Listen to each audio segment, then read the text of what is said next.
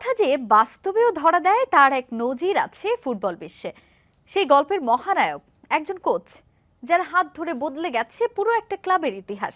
রচনা হয় স্বর্ণযুগের। কোচিং ক্যারিয়ারে যেখানেই পা পড়েছে তার সেখানেই ফলেছে সোনা। ক্লাব ফুটবলে সর্বকালের সেরা কোচের খেতাবটাও তার দখলে। বলছিলাম মাস্টারমাইন্ড স্যার অ্যালেক্স ফার্গুসনের কথা। দর্শক, ওয়েলকাম টু হাউস দ্যাট। আজকের পর্বে আপনাদের জানাবো স্যার অ্যালেক্স ফার্গুসন কিভাবে রূপকথাকে বাস্তবে পরিণত করেছেন সেই গল্প। আর আপনাদের সঙ্গে আছি আমি তাজিন খন্দকার।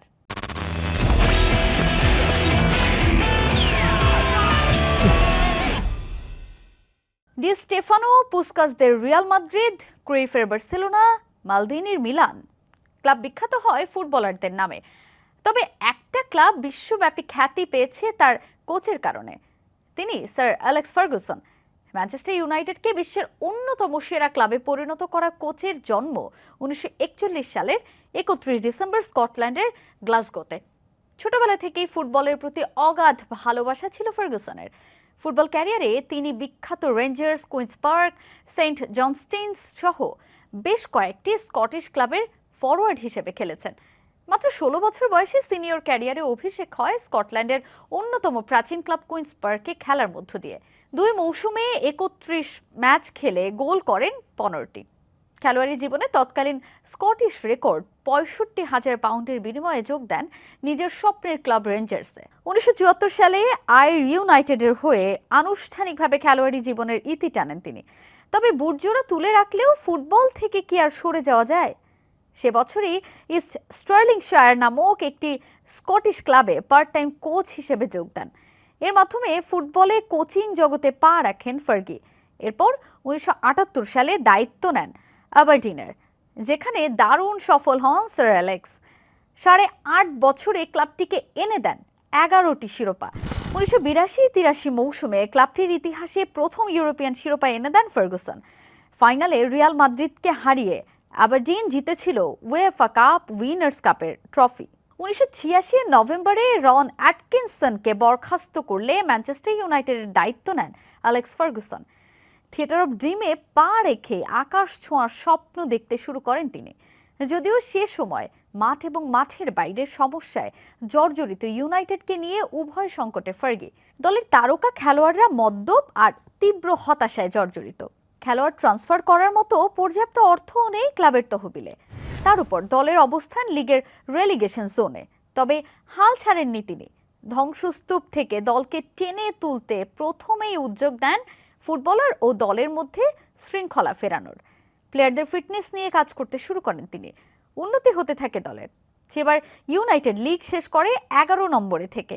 পরের মৌসুমে ভালো করলেও বেশ কয়েক বছর চেষ্টা করেও দলের করুণ অবস্থার পরিবর্তন করতে ব্যর্থ হচ্ছিলেন সর্বকালের সেরা এই কোচ। ইউনাইটেড থেকে বরখাস্তের দ্বারপ্রান্তে ছিলেন ফার্গি। অবশেষে 1989-90 মৌসুমে ওল্ড ট্র্যাফোর্ডে নিজের প্রথম ট্রফি জেতেন ফার্গি। তার অধীনে এফএ কাপ চ্যাম্পিয়ন হয় ম্যানচেস্টার ইউনাইটেড। এই সফলতার পেছনের বড় কারণ ছিল লেজেন্ডারি কোচ ম্যাট বাসবির পথ অনুসরণ করা। তরুণ ফুটবলারদের উপর আস্থা রেখে কাজ করতে থাকেন ফার্গুসন। গুরুত্ব বাড়ে ইউনাইটেডের একাডেমির।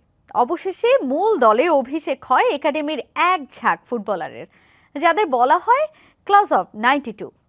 যে দলে ছিলেন রায়ান গিগস, পল স্কোলস, ডেভিড বেকহাম, নিকি ব্যাট ও নেভিল ব্রাদার্সের মতো প্রতিভাবান ফুটবলাররা। 1992-93 মৌসুমে লিডস ইউনাইটেডের ফ্রেঞ্চ ফরওয়ার্ড এরিক ক্যান্টেনোকে দলে ভেড়ায় ম্যান ইউনাইটেড। সেবার 26 বছরের অপেক্ষার অবসান ঘটিয়ে ইউনাইটেড দেখা পায় কাঙ্ক্ষিত লিগ শিরোপার।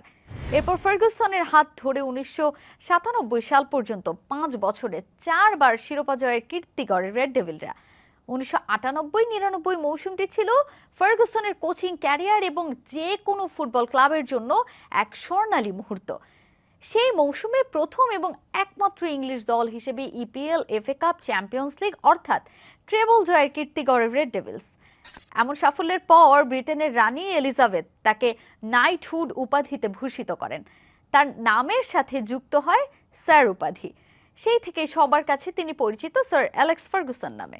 এরপর আর পেছন ফিরে তাকাতে হয়নি ম্যানচেস্টার ইউনাইটেডকে।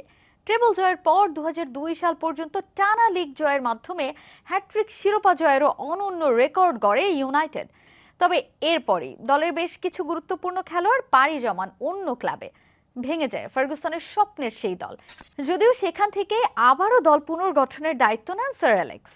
আবারও এক ঝাঁক তরুণ ফুটবলার দলে ফেরান ফার্গুসন, যাদের মধ্যে ছিলেন Portuguese superstar Cristiano Ronaldo, Wayne Rooney, Park Ji Sung, Patrick এভার্টদের মতো তরুণরা।